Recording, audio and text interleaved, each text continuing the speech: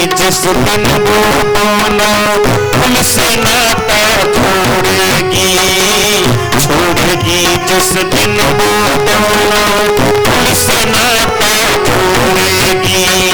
कन्यादान से बढ़कर जग में, कन्यादान से बढ़कर जग में पूजा कोई दान नहीं। दुनिया वालों मुझे बताओ बेटी क्या संतान नहीं।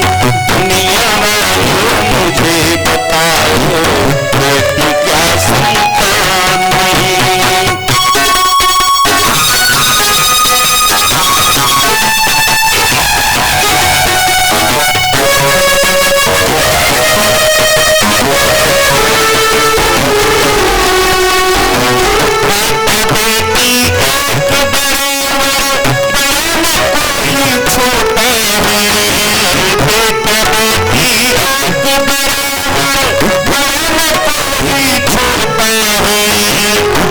जो समझे इन दोनों में वह नियत का खोटा है।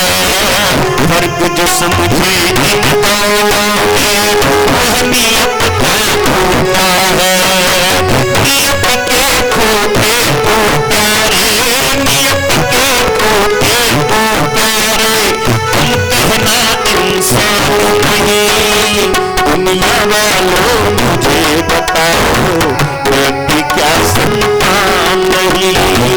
दुनिया वालों मुझे बताओ बेटी क्या संतान नहीं। दुनिया वालों मुझे बताओ बेटी क्या संतान।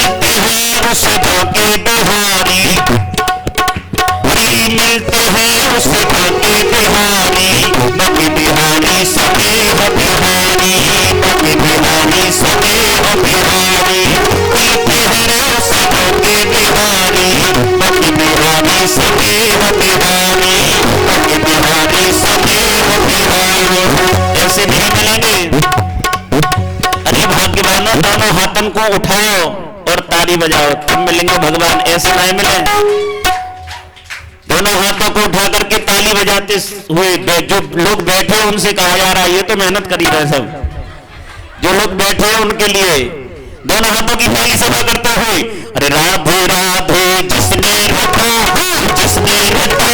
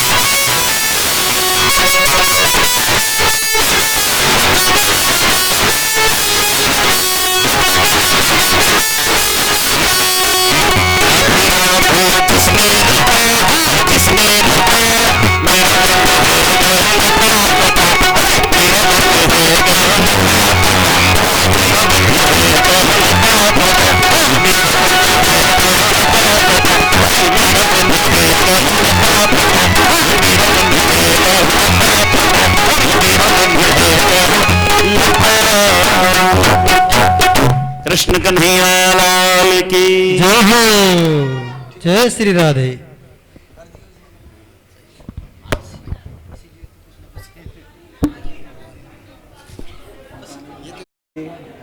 श्री राम जय जय राम। श्री राम जय जय राम। श्री राम जय जय राम। श्री राम जय जय राम। श्री राम जय जय राम। श्री राम जय जय राम।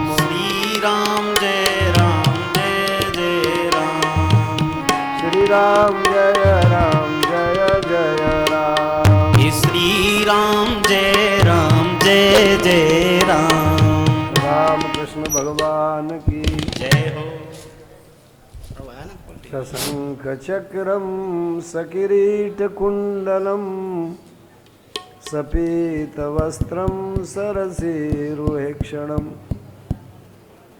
सहारवक्षस्थलकौस्तुभश्रियं नमामि विष्णुं शिरसा चतुर्भुजम् अतुलितबलधामं हेमशैलाभदेहम् धनुजवनकृशानुं ज्ञानिनामग्रगण्यं सकलगुणनिधानं वानराणामधीशं रघुपति प्रिय भक्तं वात जातं नमामि। नारायणं नमस्कृत्य नरं चैव नरोत्तमं देवीं सरस्वतीं व्यासं ततो जयमुदीरयेत्। गुरुर्ब्रह्मा गुरुर्विष्णु गुरुर्देवो महेश्वरः गुरुः साक्षात् परब्रह्म तस्मै श्री गुरवे नमः। सुख कहते हैं कि हे राजन परीक्षित, इस प्रकार सूर्यवंश में भगवान राम का अवतार हुआ। महाराज जी को बैठने देने को। चंद्रवंश में भी बड़े बड़े राजा हुए दुष्यंत के समान। दुष्यंत ने घोषणा कर दी थी अपने राज्य में, एन वियुज्येत प्रजा स्निग्धेन बंधुना सस पापादृते तासाम दुष्यंते दिघुष्यताम। मेरे राज्य में किसी का भाई बंधु समाप्त होता है वो मुझे समझे, पर पापादृते तासाम, पाप की बात मुझे नहीं समझे। जैसे किसी का पति समाप्त होता है तो मुझे पति नहीं समझे क्योंकि वो पाप का कार्य है। सस पापादृते तासाम, यदि पाप के कार्य को छोड़ करके किसी का पिता समाप्त हुआ है, भाई समाप्त हुआ तो मुझे समझा जाए। ये दुष्यंत की घोषणा थी अपने राज्य। एन वियुज्येत प्रजा स्निग्धेन बंधुना, उन्हीं के भरत हुए जिनके आधार से भारतवर्ष सहते हुआ है, जो सिंहों के साथ खेलते हैं। चंद्रवंश में ही भगवान राम का कृष्ण का अवतार हुआ है। आज महाराज परीक्षित पूछ रहे हैं कि पितामहा में समरे मरंजय देवव्रताद्यातिरथैस्तिमिंगिलैः दुरत्ययं कौरव सैन्य सागरम कृत्वा तरन वर्षपदम स्मयत प्लवाः। हे महाराज, जिन भगवान कृष्ण की कृपा से मेरे पूर्वजों ने दुरत्ययम कौरव सैन्य सागरम, एक कौरव सेना सागर बड़ा कठिन था पार करना, जिसमें भीष्म पितामह सरीखे तिमिंगिल मत्स्य पड़े हुए थे। अब देखिए वैज्ञानिक लोग सोचें, तिमी मत्स्य का लक्षण हमारे यहाँ बंशीधरी संस्कृति का में दिया है कि तिमी मत्स्य जो वो 40 कोस का होता है और उसको निगलने वाला तो दूना होना चाहिए उससे। तो भीष्म पितामह द्रोणाचार्य इत्यादि को इसमें तिमिंगिल मत्स्य बताया गया। तिमिम माने तिमी नाम के मत्स्य को गिलती जो निगल लेता है उसे तिमिंगिल कहते हैं। तो ऐसे भयंकर भयंकर वीर थे उस कौरव सेना सागर में। मेरे पूर्वजों ने भगवान कृष्ण की कृपा से ऐसे पार किया था जैसे कृत्वा तरन वत्स पदम स्मयत प्लवा। जैसे वत्स माने बछड़े के पद माने खुर में, बछड़े के खुर में पानी भर जाता है, उसको अनायास पार कर लेते हैं। ऐसे मेरे पूर्वजों ने भगवान कृष्ण की कृपा से पार किया था। और इतना ही नहीं, द्रोण्यस्त्र विपुलुष्टमिदम मदंगम संतान बीजम कुरु पांडवानाम। मैं कौरव और पांडवों की संतान बीज था, क्योंकि मैं नहीं होता सब वंश दोनों समाप्त होते। तो मैं कुरु पांडवानाम जो संतान बीज था। द्रोण्यस्त्र विपुलुष्टमिदम मदंगम, मेरा अंग जो था माता के पेट में द्रोणाचार्य के पुत्र अश्वत्थामा के ब्रह्मास्त्र से जलने वाला था। पर जिन कृष्ण ने जुगोप कुक्षिम गत आत्त चक्रो, कुक्षी में प्रवेश किया और चक्र हाथ में ले लिया। अच्छा, वहाँ जहाँ वर्णन है वहाँ भगवान ने गदा हाथ में लिए ये वर्णन किया है, और यहाँ कह रहे परीक्षित चक्र हाथ में लिया। तो गदा को इतनी जल्दी घुमाया कि वही चक्र हो गया है, मान जल्दी जल्दी घूमी है गदा, इसलिए चक्र लिख दिया है। जुगोप कुक्षिम गत आत्त चक्रो मातुष्यमेय शरणं गताया। जब मेरी माता शरण में पहुंची थी तब मेरी रक्षा करी। सो बताइए भगवान का अवतार थे कैसे हुआ है। तब सुखदेव जी कहते हैं कि भूमिर द्रप्त नृप ब्याज दैत्यानी क शतायुत। जब पृथ्वी में भार बढ़ गया तब आक्रांता भूरि बहारेण ब्रह्मांडम शरणम ययौ। तब पृथ्वी भार से आक्रांत होकर के ब्रह्मा की शरण में पहुंची। ब्रह्मा जी ने कहा देवी कैसी आई? महाराज मेरे ऊपर भार बढ़ गया है। ब्रह्मा जी ने कहा क्या कोई दूसरा ब्रह्मा हो गया जिसने पर्वत बना दिए, नदियां बना दी, समुद्र बना दिए, जिससे भार बढ़ गया? नदियां समुद्र तो उतने ही है, फिर भार किसका हो गया? तब पृथ्वी कहती है गेरे सर सिंधु गिरिसर सिंधु भार नहीं मोही, और जस मोहे भार एक पर द्रोही। मुझे समुद्रों का, पर्वतों का, नदियों का भार नहीं है। मेरे ऊपर दूसरों से बैर करने वाले, दूसरों से द्वेष करने वाले बढ़ गए हैं, इनका मुझे भार लग रहा है। माने मात पिता नहीं देवा, और साधु ने सो करवा में सेवा।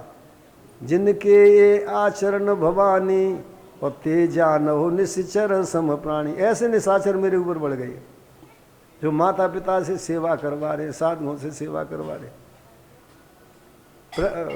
असुरों का लक्षण गीता में बताया गया, इदम मध्यमया लब्धम इदम प्राप्त से मनोरथम इदम अस्ति इदम अपि मे भविष्यति पुनर्धनम असौ मया हतः शत्रु हनिष्ये चापरानपि ईश्वरो अहम भोगी सिद्धो हम बलवान सुखी आढ़्यो जनवान अस्मि कोन्योस्ति सदृशो मया। ये जो सोचते रहते हैं, विचारते हैं, वो भी असुर ही है। इनका पृथ्वी को भार होता है, फालतू चिंतन नहीं करना चाहिए। सो पृथ्वी ये कह रही थी, तब तक देवता आ गए। देवताओं ने कहा महाराज हम भी परेशान हैं। बोले तुम काहे से परेशान? इंद्रियों पे हम बैठे हुए हैं, और इंद्रियों के द्वारा लोग खराब चीज़ खा रहे हैं, खराब चीज़ देख रहे हैं, खराब चीज़ सुन रहे हैं। अब बताओ, वेद मंत्र बोल रहे हो, मुँह में तम्बाकू लगी हुई है। अब सरस्वती परेशान नहीं होती होंगी, क्योंकि सरस्वती को बोलना जिब्बा पे बैठ के, और बगल में तम्बाकू है, तो सरस्वती का क्या हाल होता होगा। इसलिए देवता भी घबरा रहे हैं, पहुँच के जाके कि हम इंद्रियों पे बैठे हैं और उल्टा सीधा कार्य हो रहा। तब भगवान ब्रह्मा ने कहा है, एक काम करो, शंकर जी को साथ में लो, तब काम चलेगा। सो जगाम सत्र नैनम तीरम क्षीर पयो निधे। तब त्रिनयन भगवान शंकर को साथ में लिया और क्षीर सागर के किनारे ते पहुँचे। अब चारों मिल गए, ब्रह्मा जी, पृथ्वी, देवता और शंकर जी। और जाकर के वहाँ पुरुष सूक्त से प्रार्थना करिए फिर भगवान की, पुरुषम पुरुष सूक्त न उपतस्ते समाहित। प्रार्थना करी तो ब्रह्मा की समाधि लग गई और शंकर जी की समाधि लगी। और ब्रह्मा ने समाधि में जो देखा है वो फिर देवताओं को समाधि खुलने के बाद कहा है। तो समाधि में क्या देखा था ब्रह्मा जी ने, ये कथा ये गर्ग संहिता में। भागवत का गर्ग संहिता को भाष्य कहा जाता है। यदि आप गर्ग संहिता नहीं पढ़ेंगे तो भागवत का अर्थ लगना मुश्किल हो जाएगा। तो गर्ग संहिता में बताया गया है कि ये जो अवतार हुआ है कृष्ण का, ये विष्णु का अवतार नहीं है, ये परात्पर ब्रह्म का अवतार हुआ है। कैसे हुआ है? तो जब इनकी समाधि लगी है शंकर जी की और ब्रह्मा जी की, तो भगवान विष्णु से प्रार्थना की है। क्षीर सागर में निवास है, वहीं स्तुति चल रही है कि महाराज पृथ्वी पर भार बढ़ गया, भारतवर्ष में आप चलिए। अच्छा, भारत के विषय में भी मतभेद है। स्वामी अखंडानंद जी कहते हैं कि जितना दृश्यमान जगत है ये सब भारतवर्ष है। केवल भारत का नाम इसलिए भारत रह गया कि ये मूल जगह, और जो शास्त्रार्थ महारथी माधवाचार्य इत्यादि हुए वो कहते हैं कि नहीं, पाताल में है अमेरिका इत्यादि, भारत ही भारतवर्ष है। तो कुछ भी मान लो। ब्रह्मा जी ने कह दिया कि विष्णु भगवान से कि भार बहुत बढ़ गया है पृथ्वी के ऊपर। तब विष्णु भगवान ने मना कर दिया है कि भारतवर्ष का भार मैं नहीं उतार सकता हूँ, इसके लिए तो परात्पर ब्रह्म को आना पड़ेगा। ये गर्ग संहिता में कथा है। तब ये तीनों देवता, भगवान विष्णु, शंकर जी और ब्रह्मा जी, भगवान वामन ने विराट बन के जब इस ब्रह्मांड को नापा था तो इसमें छेद हो गया था। उस छेद के सहारे बिरजा नदी के किनारे पहुँचे, और बिरजा के उस पार धाम था। तो एक नाव में बैठ करके बिरजा नदी को इन तीनों देवताओं ने पार किया है। वहाँ जाके पहुँचे गोलोक धाम में, तो भगवान कृष्ण का बड़ा सुंदर महल था, उसमें स्त्री पहरेदार खड़े हुए थे। तो तीनों देवता पहुँचे। ब्रह्मा जी ने उस स्त्री पहरेदार से कहा कि हम भगवान कृष्ण से मिलना चाहते हैं। उस स्त्री पहरेदार ने कहा तुम कहाँ से आ रहे हो? ब्रह्मा जी बोले हम ब्रह्मांड से। स्त्री पहरेदार ने कहा यहाँ तो रोम रोम प्रति लागे कोटे कोटे ब्रह्मांड, यहाँ तो करोड़ों ब्रह्मांड है, तुम ये बताओ किस ब्रह्मांड से आ रहे हो? तो ब्रह्मा जी उत्तर नहीं दे पाए। भगवान विष्णु ने उत्तर दिया है कि हम उस ब्रह्मांड से आ रहे हैं जहाँ भगवान ने वामन अवतार लिया है और नापते समय विराट बन गए थे, उनके अंगूठा के नाखून से छेद हो गया था ब्रह्मांड में, उस ब्रह्मांड से आ रहे। तब स्त्री पहरेदार भगवान कृष्ण के पास अंदर गई हैं और जाकर के कहा महाराज अमुक ब्रह्मांड के ब्रह्मा विष्णु महेश पधारे हुए, आपसे मिलना चाहते। तब तीनों देवताओं को भगवान ने बुलाया है, स्तुति की देवताओं ने। ब्रह्मा जी ने कहा भारत पे भार बहुत बढ़ गया है।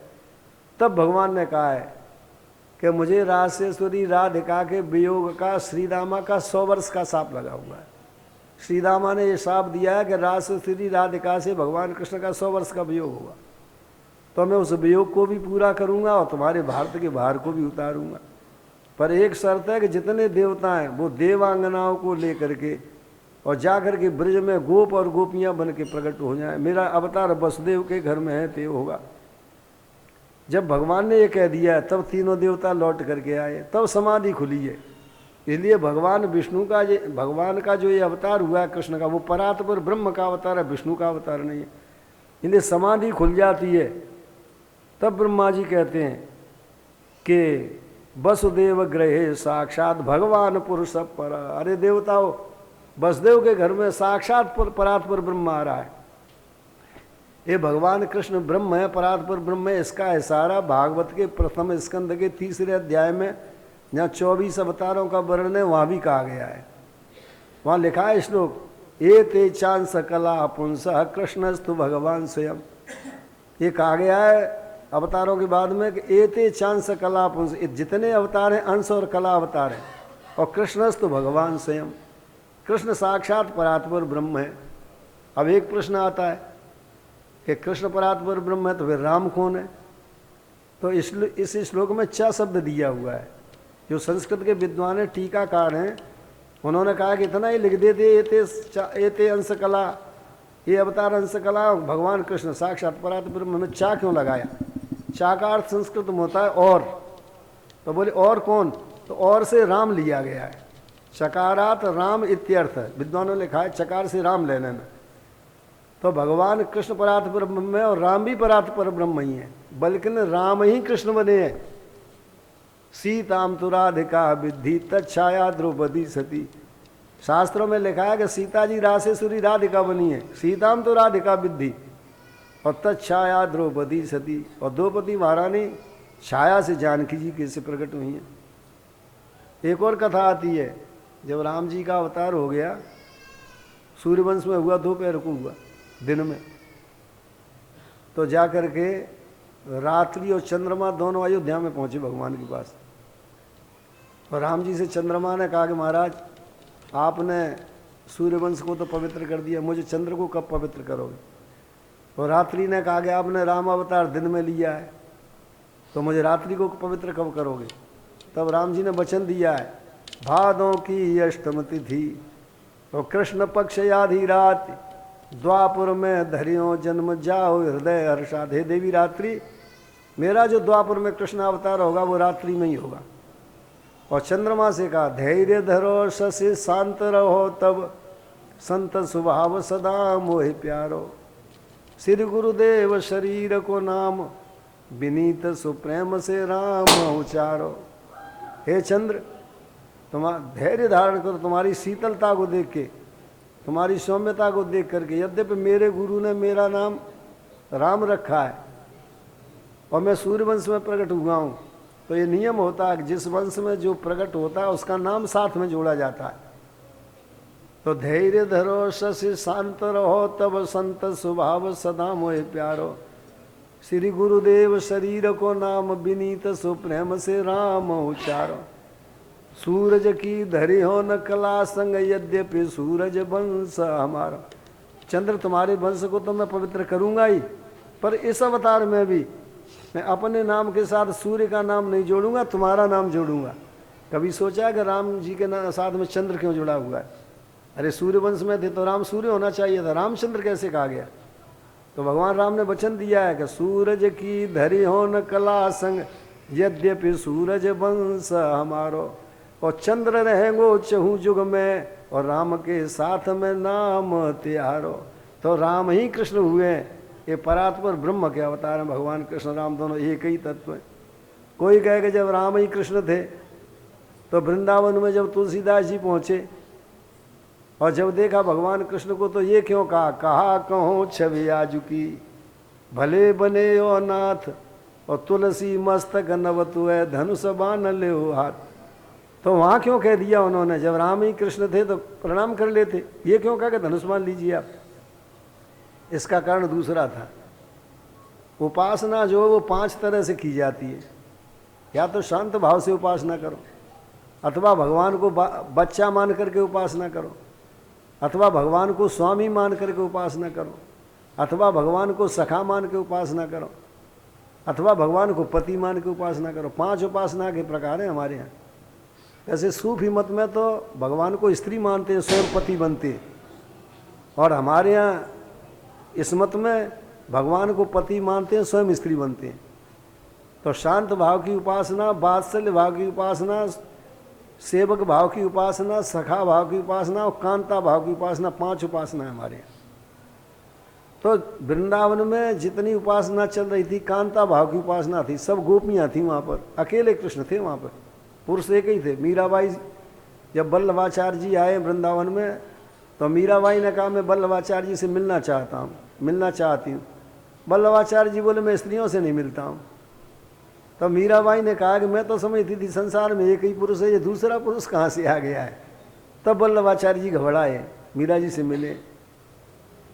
तो उपासना वहाँ पर जो उपासना चल रही थी वृंदावन में, वो गोपी भाव की थी, कांता भाव की थी।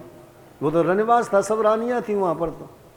और तुलसीदास जी सेवक भाव से उपासना करते थे, भगवान को स्वामी मानते थे, और नौकर तो हमेशा दरबार में रहता है। अब वृंदावन में पहुँच गए सो रनिवास, वहाँ तो सब गोपियाँ। तब तुलसीदास जी घबराए, भगवान से प्रार्थना की, प्रभु अब मेरी लज्जा जाने वाली है, मैं तो रनिवास में आ गया और दरबार का रहने वाला नौकर हूँ, मैं तो सेवक भाव से उपासना करता हूँ। इसलिए कहा कहो छवि आजू की, भले बने ओ नाथ, पर तुलसी मस्तक नवतु है धनुष बाण लेवा। कम से कम इस मंदिर में तो अभी धनुष्मान ले लो, तो जिससे राज दरबार हो जाएगा तो मेरी लज्जा रह जाएगी, नहीं तो ये सब कहेंगे रनिवास में नौकर कैसे धसे आए। तब भगवान ने राम का रूप धारण किया है। अच्छा, इस दुआ से ये सिद्ध होता है कि राम ही कृष्ण थे। क्यों? तुलसीदास जी संसार में सिवाय भगवान राम के किसी को नाथ नहीं कहते, हमेशा राम जी के लिए नाथ शब्द का प्रयोग करते हैं। और यहाँ कृष्ण भगवान को नाथ कह रहे हैं, इसका मतलब है राम ही कृष्ण बने तब नाथ शब्द का प्रयोग किया। दूसरी बात और है कि कृष्ण भगवान फिर राम बन गए। संसार में सिवाय राम के कोई दूसरा राम बन ही नहीं सकता है। यदि कृष्ण भगवान राम नहीं होते तो कृष्ण राम बन ही नहीं सकते थे, इसलिए भगवान राम ही कृष्ण हुए। बोले कृष्णचंद्र भगवान की। बहुत से लोग कहते हैं राम तो 12 कला के थे, कृष्ण 16 कला के। कृष्ण भगवान का जन्म हुआ है चंद्रवंश में, राम जी का जन्म हुआ है सूर्यवंश में। सूर्य 12 राशियों पर चलता है, 12 महीने में पूरे आकाश को नापता है, और चंद्रमा 1 महीने में जा करके 16 दिन में चंद्रमा आकाश को नापता है। परिवार के दिन द्विज का चंद्रमा, तीज का चंद्रमा, ऐसे पूनों को होता है पूरा, 16 दिन में पूरा होता है। तो चंद्रमा भी आकाश को नापता है पर 16 दिन में नापता है, और सूर्य भी नापते हैं आकाश को, पर 12 राशियों के आधार से नापते। चाहे तो 54 कह दो, चाहे 1 रुपया कह दो, बात एक ही है। दोनों आकाश को नापते हैं, 16 दिन में नापते हैं, इसलिए 16 कला से कह दिया। वो 12 राशियों के हिसाब से नापते हैं, इसलिए 12 कला से कहा है। नहीं, राम ही आकर के कृष्ण हुए हैं। हाँ, प्रकट होने में आकाश पाताल का अंतर है। राम जी प्रकट हुए राजमहल में, और कृष्ण भगवान प्रकट हुए जेल खाने में। राम जी प्रकट हुए शुक्ल पक्ष में, भगवान कृष्ण प्रकट हुए कृष्ण पक्ष में। राम जी प्रकट हुए देवताओं के दिन में उत्तरायण में, भगवान कृष्ण प्रकट हुए देवताओं की रात में दक्षिणायन में। इस प्रकार से आकाश पाताल का अंतर केवल प्राकट्य में है। भगवान राम ठीक दोपहर को 12 बजे हुए, भगवान कृष्ण ठीक आधी रात के 12 बजे हुए। सो परात पर ब्रह्म का अवतार, विष्णु का अवतार नहीं है। वसुदेव ग्रहे साक्षात भगवान पुरुष पर। देवताओं जाओ, देवांगनाओं को ले जाओ। ब्रज में गोप बने तुम और गोपियां बने देवांगना। भगवान आ रहे हैं वसुदेव के घर में। और विष्णु और माया भगवती ये या सम्मोहितम जगत। अकेले नहीं आ रहे, भगवान विष्णु की माया जिससे पूरा संसार मोहित हो रहा है, वो स्वयं आ रही है साथ में। और माया ही माया नहीं, बलदाऊ भैया भी साथ में आ रहे हैं। वासुदेव कला अनंत सहस्त्र बदन स्वराट। तुम जाके ब्रज में प्रकट हो जाओ। देवता चले आए, गोप बन गए, देवांगना गोपियाँ बन गई हैं। इधर सूरसेन नाम के यदुपति रहते थे मथुरा में। सूरसेनो यदुपतिर मथुरा माँ वसनपुरी। ये सूरसेन बटेश्वर के रहने वाले थे। तो जैसे आजकल शहर में मकान बना लेते, ऐसे इन्होंने अपना महल बना लिया था। इनके पुत्र थे वसुदेव जी। उनका विवाह देवकी कन्या देवकी के साथ हुआ, जो कंस की चचेरी बहन थी। जब विवाह होकर बारात चलने लगी, अब मथुरा से बटेश्वर जाना है, इसलिए उग्रसेन सुता कंस स्वसो प्रिय चिकीर्षया, कंस ने सोचा बहन का हित करूं इसलिए मैं खुद ही रथ हाँकूंगा, जिसे बहनों ही प्रसन्न हो जाएंगे। रथ हाँकने लगा। जैसे ही रास्ते में पहुंचा आकाशवाणी हुई, अस्यास्ताम अष्टमो गर्भो हंतायाम बहसे अबुध। अरे अबुध कंस, जिस रथ को हाँक रहा है इसका 8वां गर्भ तेरे मारने वाला होगा। पापी था कंस, मरने से डरता था। हमने बताया था कि हमेशा मरने से डर पापी को लगता है, और जो पुण्यात्मा होता है तो वो तो जानता है कि मैं दूसरे जन्म में अच्छे घरों में पैदा होऊंगा। भगवान ने लिखा है गीता में, शुचि नाम श्रीमतांगे योग भ्रष्टो विजायते। जो धर्म करते हुए, पुण्य करते हुए, तपस्या करते हुए मरता, दूसरे जन्म में धनी घरों में पैदा करता हूँ। उसे मकान बनाने की जरूरत नहीं पड़ती, अपने आप बनाया मकान मिलता है। उसे धन कमाने की जरूरत नहीं है, अपने आप धन मिल जाता है। हम तो कमाते कमाते चले जाएंगे, पाप किए तो न मालूम कहाँ जाना पड़ेगा। तो पापी हमेशा डरता है, पुण्यात्मा को तो डर है नहीं। गीता का वाक्य है, अच्छे घरों में जाऊंगा, भले ही जो है मैं इस समय कष्ट प्राप्त कर रहा हूँ। सो एकदम वो तो डर गया, और भगनी महन तुम्हार अब्द, उसने केस पकड़ लिए देवकी के, तलवार निकालनी, मारने को तैयार हुआ। अब वसुदेव जी घबराए के तो हमारे सामने मारे डालता है, हमारे सामने ये उपद्रव कर रहा है, ठीक नहीं है, इसे समझाना शुरू करो। तब वसुदेव जी ने समझाया कि मृत्यु जन्म बताम वीर देह न सहजायते। कंस, मौत तो देह के साथ पैदा होती है। अद्यवा अब्द शतांतेवा मृत्यु वही प्राणिनाम ध्रुव। आज नहीं तो कल, कल नहीं तो 100 वर्ष के बाद मौत जरूर होगी। हो सकता है करोड़पति बने कि नहीं बने, पर मौत निश्चित होगी, इसे कोई रोक नहीं सकता। कंस, मौत के डर से तुम पाप क्यों कर रहे हो, ये तो अनिवार्य है। जब देखा कंस नहीं मान रहा है, तब वसुदेव जी ने सोचा कि उपस्थित मृत्यु को टालना चाहिए। हो सकता है मेरे संतान ही पैदा न हो, अथवा जब तक संतान हो तब तक कंस ही मर जाए, अथवा ऐसी संतान पैदा हो जाए जो कंस को ही मार डाले। ऐसा विचार करके और वचन दिया है कि पुत्रान समर्पये यस्यायतस्ते भयमुत्थितम। अब देखिए संस्कृत के शब्दों को, व्यास की कलम को देखिए आप। वसुदेव जी ने कृष्ण को तो सौंपा नहीं है, और ये कह देते हैं कि मैं 8 लड़कों को सौंप दूंगा, तो झूठ हुआ जाता है, और झूठ होता है तो भगवान नहीं आ सकते हैं। सत्यम विशुद्धम वसुदेव संगीतम, ये शुद्ध सत्य ही वसुदेव है, और देव की सर्वदेवता, ये बुद्धि है। तो अब वसुदेव बोल रहे हैं कि पुत्रान समर्पये यस्यायतस्ते भयमुत्थितम। तो एक के बाद यहाँ आ आया है, अभय शब्द बोला उन्होंने, वसुदेव जी ने आ को ए में मिला दिया, जैसा हमने कल बताया था। तो मुँह से भय शब्द निकला है, संधि करने पे, बोलने पे अच्छा माना जाता है। तो वसुदेव जी कह रहे हैं पुत्रान समर्पये अस्या पुत्रान समर्पये, इनके पुत्रों को सौंपूंगा। कौन से पुत्रों को? यतस्ते अभय मुत्थितम, जिनसे अभय है तुझे, पर मुँह से भय शब्द निकल रहा है क्योंकि आग उसमें मिला दिया, दोषी नहीं होता, झूठ का दोषी नहीं लगा। सो कंस ने सोचा कि यतस्ते भय मुत्थितम कह रहे हैं कि जिनसे भय सौंप दूंगा तो अब कोई डर ही नहीं है। वसुदेव जी झूठ तो बोलते ही नहीं है। सौरज धीरज जे रथ चाका और सत्यशील दृढ़ ध्वजा पताका। धर्म रथ में सत्य को और शील को, सत्य को तो ध्वजा बताया गया, शील को पताका बताया गया। सत्यशील दृढ़ ध्वजा पताका, तो पताका छोटी होती है, आसपास के लोगों को पता लगता है। शील का पता तो आसपास के लोगों को लगता है कि क्रोध ही है कि शांत है, और ध्वजा दूर से दिखाई देती है। तो सत्य की ध्वजा फहरा रही थी वसुदेव जी की। कंस को दृढ़ विश्वास था कि वसुदेव कभी झूठ नहीं बोलते, इसलिए उसने सोचा लड़के सौंप दिए जाएंगे, क्यों पाप करूं। ऐसा सोच करके उसने और देवकी के लिए ते छोड़ दिया है। पहला पुत्र कीर्तिमंत पैदा हुआ, ले गए वसुदेव जी। उसने कह दिया कि इससे मुझे कोई डर ही नहीं है, इसको वापस ले जाओ। प्रत्यात कुमार अस्माद अस्त में भयम। चले तो आए, वसुदेव जी सोचने लगे दुष्ट है, मन में कुछ सोचता है, बोलता कुछ है, करता कुछ है। ये दुष्ट का नियम होता है, मन से अन्यम वचन से अन्यम कर्मण्यम दुरात्मना नाम। वो मन में कुछ सोचते हैं, बोलते कुछ है और करते कुछ है। संत जो होते हैं सोचते हैं उसी को बोलते हैं, उसी को करते हैं। सो न सुख है उनके लिए वसुदेव जी को, न दुख है, न मालूम इसके मन में कब क्या आ जाए। तब तक तो नारद जी जाके कंस के पास पहुंच गए, और नारद जी ने कह दिया कि सर्वे वही देवता प्राय। अरे कंस, ये सब गोप नहीं है, देवता है, तुम्हारे मारने के लिए सब चरित्र हो रहा है। और तुम सोचोगे ये लड़का पहला है, पहला नहीं, ये भी 8वां हो सकता है। और 8 पंखुड़ियों का एक कमल बताया, और कंस से कहा बताओ इसमें कौन सा 8वां है। कंस ने जहाँ से गिनना शुरू किया उसकी बगल वाला 8वां हुआ पीछे का। नारद जी बोले कि नंबर 1 जहाँ से मानते हो उसके आगे 2 नंबर को 1 मान के गिनो। कोई नियम थोड़े ही कि ये ऐसे ही गिना जाए, कोई भी 8वां हो सकता। 2 को मान के गिना सो पहले नंबर का 8वां हो गया, 3 को मान के गिना सो 2 नंबर का 8वां हो गया। सभी 8वें कर दिए नारद जी ने और कहा कोई भी 8वां हो सकता है तुमको। नारद का अर्थ होता है संस्कृत में नारम ज्ञानम ददाती थी, नारद जो ज्ञान को देता है उसे नारद कहते, अथवा नारम अज्ञानम देती खंडयती स नारद जो अज्ञान का नाश करता है उसे नारद कहते हैं।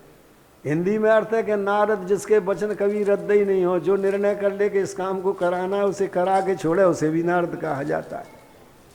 नारद चले गए देवकी वसुदेवंच निगृह निगढ़ ग्रही, देवकी वसुदेव दोनों को कैद में डाल दिया और एक बड़ी भारी शिला रखवाई कारागृह में। उसने उस लड़के को लिया, पकड़ा और दोनों पैर पकड़े उसके और पकड़ के चारों ओर को घुमाया उस पहले लड़के को और लेके उस शिला पे पछीट दिया। ऐसे उसने मार डाला।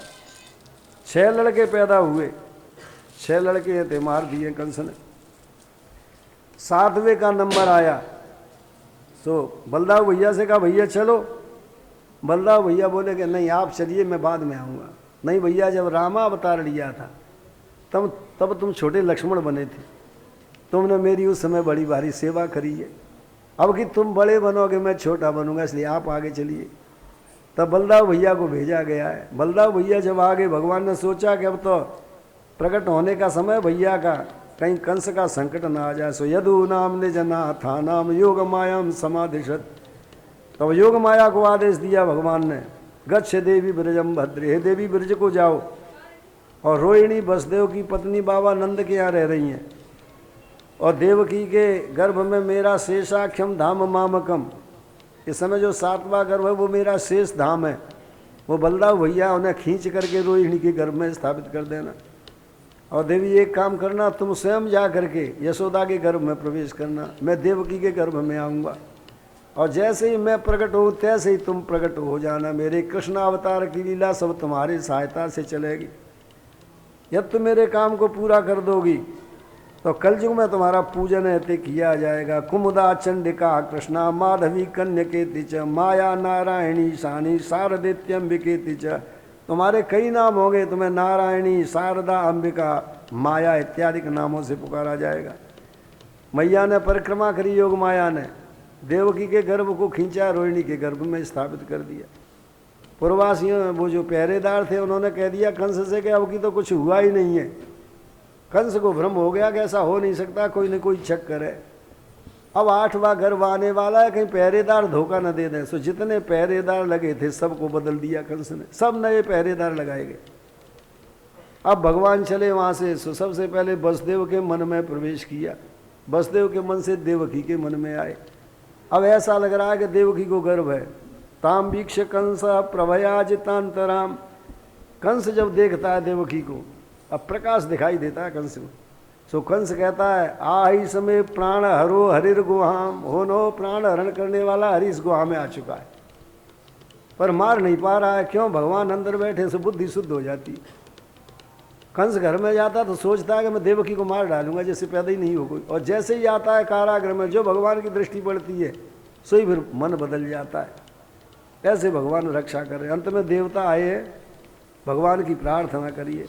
भागवत में जो प्रार्थना का जो पद्य इत्यादि के श्लोक है बहुत कठिन है। ये वेद स्तुति तो 1 वर्ष पढ़ाया जाता है शास्त्री में। यहाँ जो महाराज जी के यहाँ सवेरे ही हमारा एक विद्यार्थी अरुण है वो बोलता है वेद स्तुति को, जय जय जय मजा मजित दोष गृभीत गुणाम, वेदों का पूरा सार है उन श्लोकों में। बहुत कठिन स्तुति है, स्तुति भाग बहुत कठिन है, सब दर्शन भरा हुआ है भागवत की स्तुतियों में। प्रार्थना कर रहे हैं देवता, सत्यव्रतम सत्य परम त्रिसत्यम सत्य से योनिम निहितंच सत्य सत्य से सत्यम ऋत सत्य नेत्रम सत्यात्मकम तम शरणम प्रपन्ना एकायनो सौदि फलस्त्रिमूलश् चतुरस पंचविध षडात्मा सप्तत्वगष्ट बिटपो नवाक्षो दशक्षति द्विखगोवादि वृक्ष।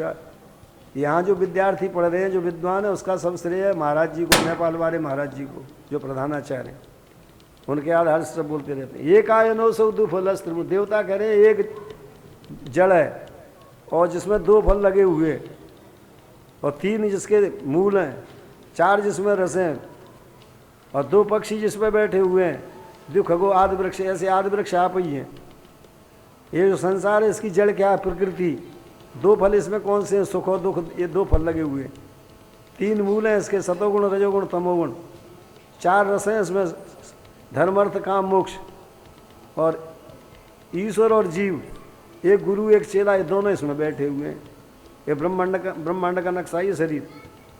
देवता स्तुति करके चले गए। 12 सूर्य आए थे उस समय जब स्तुति हुई है तब, इसलिए बड़ा भारी प्रकाश था कारागृह में, किसी को पता ही नहीं लगा है। दुनिया के कारागृह संकट देने के लिए, पर धन्य मथुरा के कारागृह के लिए, कि दुनिया के संकट को दूर करने के लिए भगवान को प्रकट कर रहा है। अब आया भगवान के प्रकट होने का समय। देवता जब चले गए तब भादों का महीना था, कृष्ण पक्ष था, आधी रात थी। सो पृथ्वी प्रसन्न हो रही थी उस समय। सोच रही थी पृथ्वी, मही मंगल भूयिष्ठ, कि आज भगवान लक्ष्मी के यहाँ से आ रहे हैं। भगवान की 2 पत्नियां हैं, लक्ष्मी और पृथ्वी। अब भगवान लक्ष्मी के यहाँ से आ रहे हैं, तो ये नियम है कि पति जब परदेश से आवे तो पत्नी को अपने लड़के को आगे करके अपने पति की अगवानी करना चाहिए। तो पृथ्वी का लड़का है मंगल, तो मही मंगल भूयिष्ठ। व्यास जी कहते हैं कि मही जो पृथ्वी थी वो मंगल से युक्त थी, क्योंकि लड़का था, अगवानी करने के लिए तैयार थे। ये पृथ्वी का लड़का है मंगल, इसलिए मंगलवार को जमीन नहीं खोदी जाती है।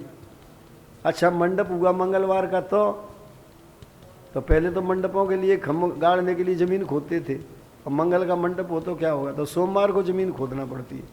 मंगल को नहीं आप खोद सकते, क्योंकि मंगल को दोष माना जाता है। और आजकल तो कोई बात ही नहीं है, कनस्टर में वो मंडप गाड़ा जाता है, उसी में मट्टी भर देते तो चाँद तब भरते रहो, उसमें कोई चक्कर ही नहीं आए। पर पहले था एक, पूरे संसार में मंगल छाया हुआ, ये भी अर्थ है। मही मंगल भूयिष्ठ। नदियाँ प्रसन्न थी, हमारी बहन यमुना के साथ में भगवान का विवाह तय होगा। सुखदेव जी कहते हैं, राजन परीक्षित, इस प्रकार से सुंदर समय था। निशी थे तम उद्भूते जायमाने जनार्दने। पानी बरस रहा था उस समय पर, गर्जना हो रही थी बादलों की। कहीं किसी को पता न पड़ जाए देवता स्तुति कर रहे, कंस को पता न लग जाए, इसलिए बादल गरज रहे थे। एक बात और थी, भगवान को जाना था गोकुल के लिए।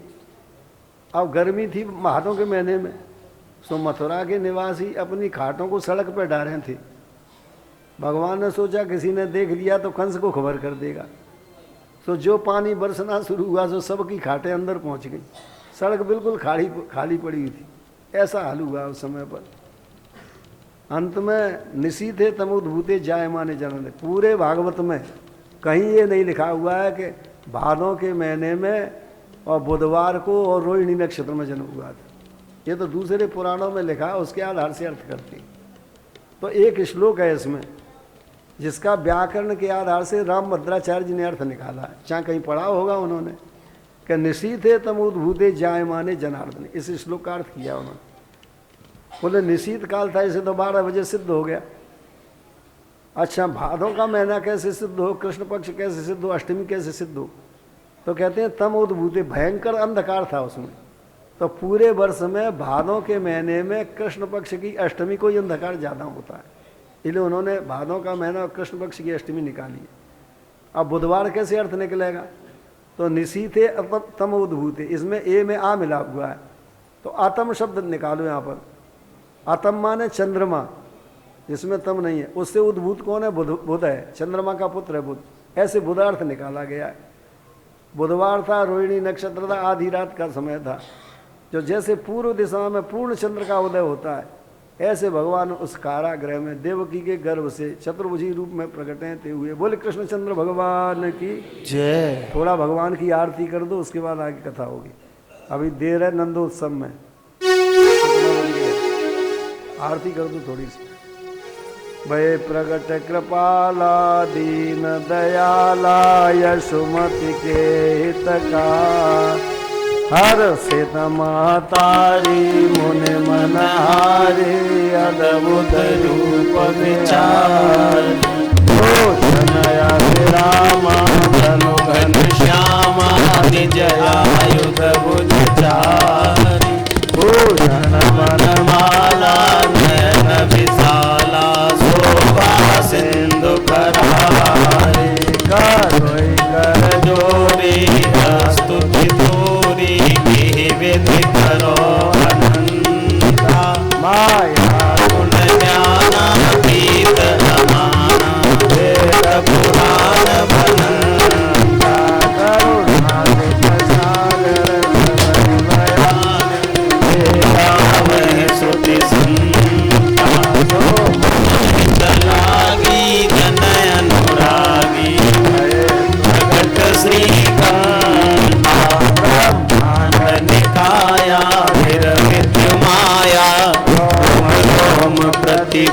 वेद कहे सोभासी यह उपवासी सुनत थे रमते तेर न रहे बजा जब ज्ञाना प्रभु मुस्काना तब बहुत विधि कीन चहे सुहाई मात बुझाई तार सुख प्रेम लय माता पुनि बोली सो मत डोली सजौ तात यह रूपा की जैसे सुलीला अति प्रिय शीला यह सुख परम अनूपा भजन सुनाना रोदन ठाना वे बालक सुरभूपा चरित जगावै हरि पद पावहि तीन तरहि भवभूपा प्रधेन सुर संतहित लीन मनुज अवतार निज इच्छा निरमित तन माया गुण गोपार सियावर कृष्ण चंद्र की जय। विनता सुत गरुड़ देव जी की जय। बोलो भाई सब संतन की जय। बोले राम कृष्ण भगवान की। अब भगवान प्रकट हो गए चतुर्भुजी स्वरूप में। भगवान ने की स्तुति करी वसुदेव देवकी ने। इसमें आया तम अद्भुतम बालकम मुझे क्षण। यहाँ बालक के कई अर्थ हैं। बाले काने ब्रह्मांडानी यस्य स बालक, जिसके रोए रोए में ब्रह्मांड लगे हुए।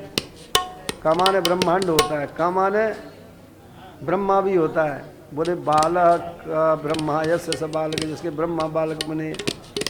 जो प्रलय काल में कामाने जल होता है, जो केम सुमाने जलेसु, जो जल में बालक बन के रहता है। ऐसे अद्भुत बालक प्रकट हुए।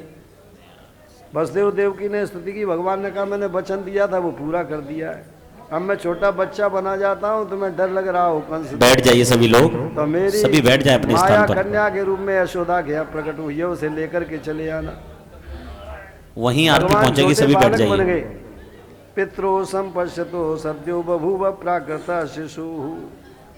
जैसे ही वसुदेव जी ने चलने का मन किया तैसे हथकड़ी बेड़ी खुल गई।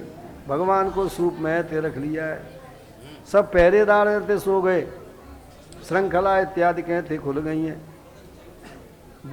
बाहर आए, पानी बरस रहा था। बलदाव भैया ने सोचा कहीं मुख, और कंस से कहा किम मया हतया मंद। अरे मंद कंस, मुझे मारने से तुझे पाप लग गया है। और जाता खल तवांतकृत, तेरा अंतकृत तो जाता पैदा हो चुका है, बचने का इंतजाम कर लेना। कंस घबरा गया। उसने वसुदेव देवकी के पैर पकड़ लिए। कहा मुझे क्या पता था कि देवता भी झूठ बोलती। मैंने व्यर्थ में तुम्हारे बच्चों को मार डाला। प्रार्थना की है और कहा कि भाग्य में लिखा था इसलिए ऐसा हुआ है। अंत में वसुदेव देवकी को छोड़ दिया है। कंस को भयंकर पाप लग गया है। शास्त्रों में लिखा हुआ है शतगावो हतो विप्र शत विप्रो हतो स्त्रिय। 100 गाय मारने का पाप एक ब्राह्मण के मारने में लगता है। शतगावो हतो विप्र और शत विप्रो हतो स्त्रिया। 100 ब्राह्मण के मारने का पाप एक स्त्री के मारने में लगता है। और शत स्त्री हतो कन्या, 100 स्त्रियों के मारने का पाप एक कन्या के मारने में लगता है। और शत कन्या हतो मृषा। जो आजकल लोग पैसा मांगते हैं कि इतना लेंगे तब विवाह करेंगे, उन्हें कई गुना पाप लगता है। क्योंकि पैसे मांगने के कारण, दहेज के कारण ये सब हाल हो रहा है। इसलिए भाग्य से धनवान होते हैं, दहेज से कोई धनवान नहीं होता है। शास्त्र पर चलते रहना चाहिए। कंस ने उसी समय दूतों को बुलाया, आदेश दे दिया कि जितने छोटे बच्चे हैं सबको समाप्त कर दिया जाए। इधर नंदस्त्वात्मज उत्पन्न जात लादो महामना। बाबा नंद को सवेरे पता लगा कि बालक पैदा हुआ है। अब तो बड़ा भारी उत्सव है, ते मन रहा है। जात कर्म संस्कार है ते कराया बाबा नंद ने। 7 तिल के पर्वत बनवाए। एक आदमी इधर खड़ा हो जाए, एक उधर खड़ा हो जाए, एक दूसरे को न देख सके। उसमें रत्न रखवाए, ब्राह्मणों के लिए दाने ते दिया है। खल यज्ञ विवाहे च संक्रांत ग्रहणे दिने पुत्र जाते व्यति पाते दत्तम भवति चाक्षयम। वैसे तो आप दान करोगे तो आपको देखना पड़ेगा कि अच्छा आदमी है कि बुरा है। यदि बुरे को दान दे दोगे, भले ही तुमने पैसा दिया है, तुम्हें उल्टा फल मिलेगा। इसलिए दान हमेशा सतपात्र में दिया जाता है, कुपात्र को दान नहीं दिया जाता। पर कुछ ऐसे स्थल हैं जिन पे तुम कुपात्र को भी दान दे दोगे तो तुम्हें अच्छा फल मिलेगा। कौन कौन से स्थल हैं? खल यज्ञ विवाह। एक तो खलियान में कोई भी आ जाए, उस समय सपेरा आ जाए, चाहे नादिया वाला आ जाए, ये बड़े पापी होते हैं सपेरा इत्यादि। सांप को पकड़ लेते हैं, उसके दांत तोड़ देते हैं, जिंदगी भर परेशान रहता है वो सांप। ऐसे नादिया वाले बैल को कष्ट देते हैं, तो इनका देने का दोष बताया गया है। पर खलियान में आ जाए तो कोई दोष नहीं, सबको दे सकते, कोई भी पापी हो उसको दे सकते।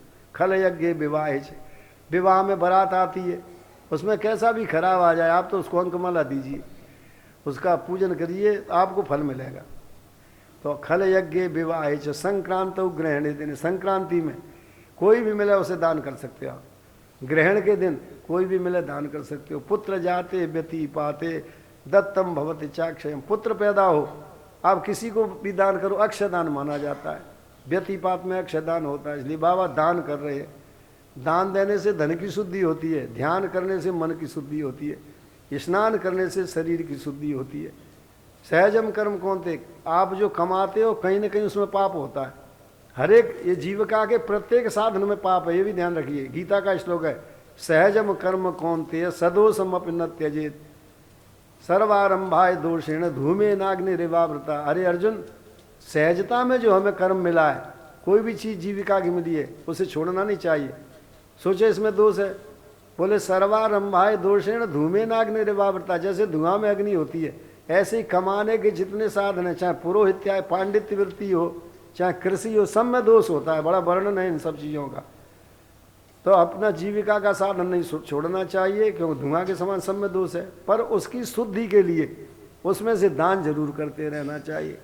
कुआं में पानी भरा हुआ है, उलीचते रहोगे पीते रहोगे तो पानी शुद्ध रहेगा, और लोभ से कहीं तुमने उलीचा नहीं पिया नहीं तो जो बारिश पिएगा उन्हें उसे नष्ट कर डालेगा, क्यों वो खराब हो जाएगा पानी।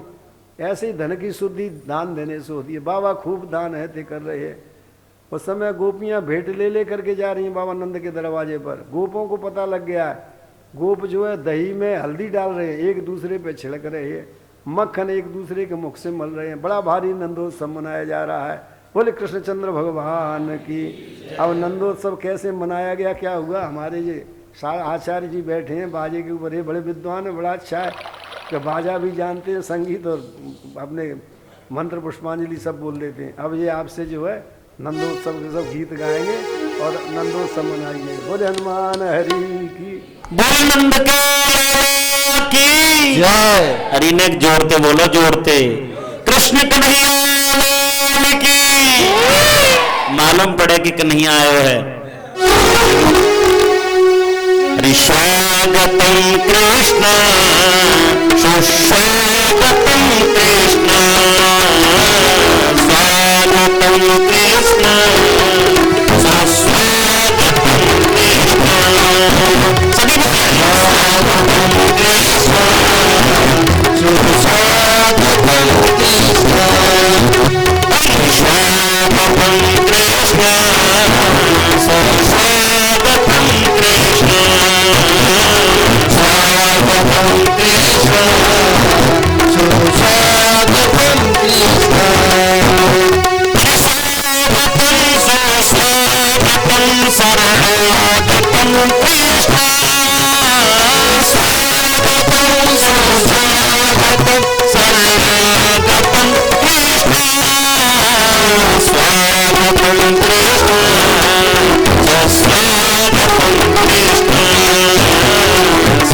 स्वागतम कृष्ण।